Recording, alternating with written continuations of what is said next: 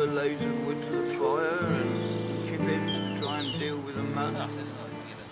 That's great. Here now was Aaron, who's in a location in Hereford. And Aaron went home this a year ago. Yeah, last January. Yeah.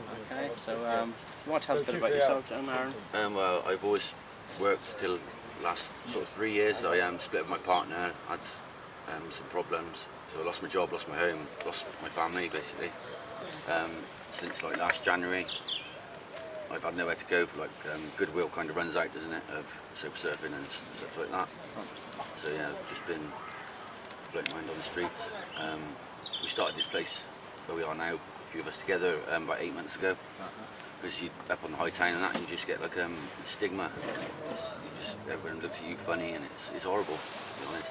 You go invisible, or you're looked down on, aren't you? Yeah, you look down. Yeah, it's either, isn't it? Yeah. You're not a person anymore. It doesn't feel like you're part of anything. So you just kind of give up, don't you? It's easier to give up than it is to, when everyone looks down at you. Well, so I've never been in that position, so I'm not even going to pretend it's like, yeah, I know exactly what you mean. I can only imagine. Yeah. So you said you've always worked, so what kind of work have you done? Are you manual work? No, I'm qualified like electrician. Qualified electrician? Yeah, I've done a few years of motor mechanics as well. Okay. So you got some skills behind you, yeah, that's it, but I can't use them because I'm obviously got nowhere to base from, nowhere stable, nowhere. I just need somewhere stable to base from. Circle, you can't work from here, and you can't, you know what I mean? Yeah, without being rude, like, you can't really use. No. This is your address, can you? No. It's a nightmare. It's a nightmare. Yeah. Just nobody wants to give you council aren't interested. Just want to pretend you don't exist, sort of thing. Where are you going now? So you're in contact with the council at the minute? Yeah, I am. Yeah. Well, as far as I've got with the Hereford Council is come to like the homeless breakfast place, and we'll arrange a meeting to have a meeting, sort of thing. It's yeah. And then you just give it. Like previously, I've done all what they've asked for and stuff, and you've still got nowhere. So it's just a waste of time and effort. So we can have a talk about having a talk somewhere else. If you're lucky, maybe. Nothing wrong with them, still in date. As far as I've ever got. So you met with the gentleman from there, or you met with the lady? With the lady, yeah. She's got doesn't seem any genuine interest, like desire to help. I don't know whether her hands are tied or whatever. I've got nothing personal against her. But yeah, that's really good attitude, actually, because at the end of the day, like, she's, the worst case scenario is she's a council employee and just ticking boxes and so on and so forth. Best case scenario is she probably really cares, and her ties her hands are tied. She's just unlucky because she's the face of it. She might not have the resources available to her. Yeah, so, but you see, you're right there, because you're actually really quite fair, aren't you? Yeah. That's what you're asking for, is somebody to be fair to you. Yeah, that's it. Yeah. I don't think that's too much to ask. No. People will pass by if you say and ignore. Other people will judge. You actually want to get involved and help.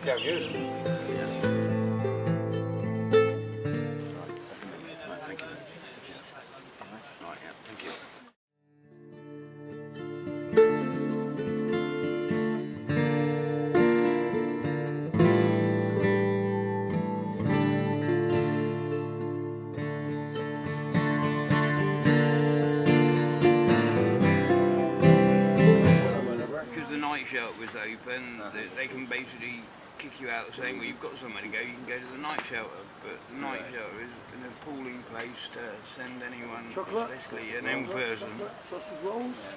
And actually, is there enough spaces there now for the number of homeless people? Well, I think there was enough places for homeless people that were turning up there, but quite a lot of us would rather not go there. It's all the farting and snoring. It's worth, I mean, there's a lot of farting and snoring goes on in hospital, but I don't know, for some reason it's better. So long you been in Hereford? Are you from Hereford, or did you move in from elsewhere? Born and bred Hereford. I've been in Herefordshire since I was 16. Oh, okay. You're Hereford enough for me then. Well, yeah. Then you're not Hereford either, are you? No, I'm not a local boy. I'm not a local boy. You never will be, though. No. Do used to be the homeless health clinic, didn't there? As the drop-in centre. There was down at Asda, but they closed that. So when they closed the drop-in centre, did they transfer the homeless one things? now, I think it's in Worcester, like, but Worcester. I think so, yeah. Where you can actually walk in, like, there was talk of one maybe happening in Malvern or something, but I don't think that ever happened. As far as I know, it's not 100%. They used to do the monthly, didn't they, as well? Because I've seen them advertise as a Baptist church. Yeah, I mean, that was one of my biggest problems when I was originally evicted, was finding a surgery that would accept me, like, and that took me over a year. Yeah. Luckily, I managed to find one to accept me, like, but, I mean, by rights, they're not supposed to. If you've not got an address, you don't get a doctor, you know, one of the privileges of having a home. Like. And it's interesting, like, because I'm hearing the story an awful lot. It's like, if you're not wealthy, you can get free prescriptions. But if you're too poor, you can't even get a GP, so you can't get a prescription. You have to go around the hospital and clog the hospital up. Well, you know, they're hitting the Conservatives just doing what they always do. They're hitting the poor man, you know, the underdog, the poor man, whatever you want to call him. So can I ask you a question then? Yeah. The Conservatives keep telling us that things are getting better under them and they're there for everyone. Well, what do you think to that? Not for me, no. No. No, I'm quite frankly, under their reign of power, I can quite reasonably see myself dying because of their policies, quite frankly. Or at least having my legs chopped off. Which is basically what a 20-year-old doctor told me at the hospital when I went in last time. Which was the first little interview he had with me. He went off, came back after 10 minutes and said, "Oh, we're going to have your legs. I'll have a look in the We'll washing prep you machine. for an operation in the morning." I went, "You won't." I said, "I've got no teeth, but I'll still gnaw your legs off before you're having mine." You know, you guys are an inspiration to me. I am got very bad mobility, especially at the moment. But you know, with a bit of TLC, like I can wobble about quite happily, like. Well, happily, like I can wobble about slowly, but I can do it on my own, under my own steam, independently. And for someone to take that independence away from me, frankly, appalls me. Like. Are you happy for me to use your name when I'm out there? Are you happy for me to talk about your name? Because I know the first thing they'll say is we can't talk about individual cases, but I want to actually take out a group of individual cases so they can't actually they know all about me at the council, right? But they've, they have offered me 28 days temporary housing. But for a start, I've got to get there. I can't actually walk out of here onto the car park at the moment.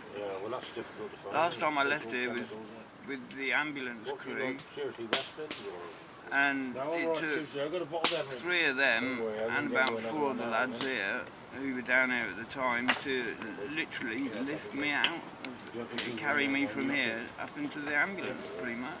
Well, that's interesting because obviously the council have a person from the department and they're the outreach officer for homeless people. And you come down and visit us. Yeah, and she was the one who said, you know, if you get up there, they will offer you 28 days temporary housing. That's interesting. Like, you're clearly every time homeless. She comes down, I keep telling her I cannot walk. I haven't got the mobility. So she comes here, but she doesn't do the paperwork here with you. She has been coming here, sort of maybe twice a week, like.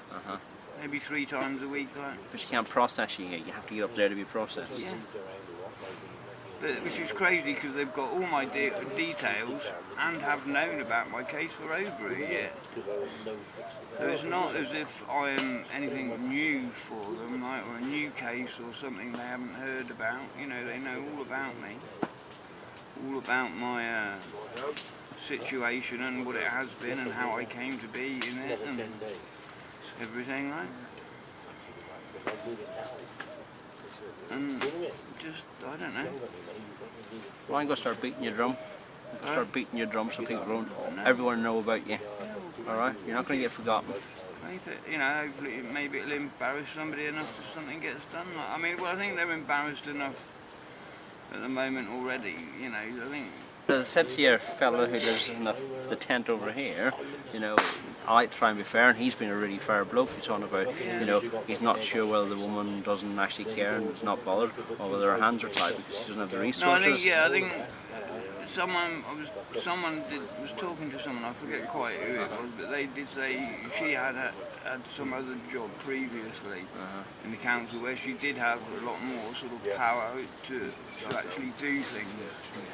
But I do think, her hands are quite tied at the moment. Like. So actually, it's interesting. You guys who are homeless aren't the problem. The outreach officer isn't the problem. The system's the problem. We've heard over and over again recently, it's the Herefordshire Council are the problem. Like, you know, in not just this homeless area, in all manners of different areas of your life, my life, and unfortunately countless of other people's lives. You know, and well, what can you do about that? You know, people can change things, I suppose, but that takes time, and in that time, people are going to die. They're going to get ill, and they're going to lose their monies, their houses, their livelihood. You know, it don't bear thinking about. You know, but having said that, the local people pretty much have been brilliant. Like, you know. Some good people in Hereford, There are a lot of good people in Hereford, and the ones that are good are very good, you know, and they you know, we've sat out on the street, you know, they're great, like, you know, and I can't fault any of them, you know, I'm really glad they're there, like, it's a really good place to live. There's a few that aren't, and luckily you don't get too many of them, but you always do in all areas of life. Yeah. Well, the thing is, I know at some level you probably think when people are coming down here, you think, oh, not more of them. But actually it's quite good because the more people who know you're here, the more they can ignore you. Well, there is that, yeah. But at the same time, but I know what it's like. At the same time, you think, well, yeah, the more of us that are here, you know, the harder they're going to work to get rid of us, like, you know. I'm not entirely sure how our situation stands legally here at the minute. Oh, it's they illegal. came down. Yeah, it's classed as a legal Network Rail scam. came down with the police and said they were going to send the boys from the valleys down and throw us off. Oh yeah. Yeah, initially because we were trespassing on Network Rail. And I'm saying, look, as a British citizen, I at least want my day in court. Educate me here. I'm a bit stupid actually, because you know, I like to say I'm quite a clever lad, but at the same time I've kind of in the last several a number of times. in the last several months I've become more educated, which means I realise how stupid I am. What is the term? They'll send the boys down from the valleys. I don't get that. Well, I suppose a lot of the miners from the valleys, when they lost their jobs, I should imagine a lot of them. You know, one of the few secure jobs going open to them would have been with the railway. Okay. Then I suppose it was British Railway, now it's Network Rail. Oh, right, okay. I think I'm getting they it. were So just going to come down with a load of guys in orange suits and trip pick you us off. up and I get now, so big burly ex-miners. I presume, I don't know. Right, okay, I'm with you now. I'm But sorry. I was just, you know, I sat there and said, you can bloody well try it. I'll have each and every one of your jobs, like, you know. Gee, that sounds slightly intimidating, to say the least. A little bit, like. Oh, well. But that never happened. Like, they did say they were coming one Sunday morning, and that came and went. Like, we were sort of prepared for it, sort of, but. I see things that It happen never right happened, on. right? But we've not heard anything else. Sort of as far as how we stand legally, like, are the legal proceedings going against us? We don't know. Well, there's two I sides should to it, isn't imagine there? there are. There's two sides to it, you know. It is an illegal camp, there's no two ways about it. However, it should be bloody illegal to have people homeless in this country. Well, yeah. It really should. Yeah.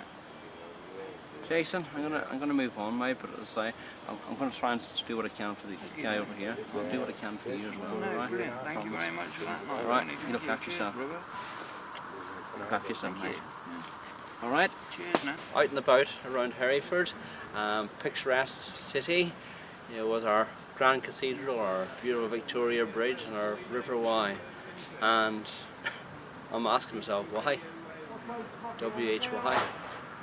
And I just completely, I'm quite shaken today actually, because we come out and we met with the guys that are camped out here in Hereford, and some of the stories have been told, you know, from being put out of hospital because there's no space for them, being put out with ulcers that know they're going to become ulcerated, doctors telling people that they will either die on the street or potentially lose their legs, to being told by certain authorities that they'll bring boys down from the valleys to actually evict them. And me and my naivety didn't understand quite what that meant.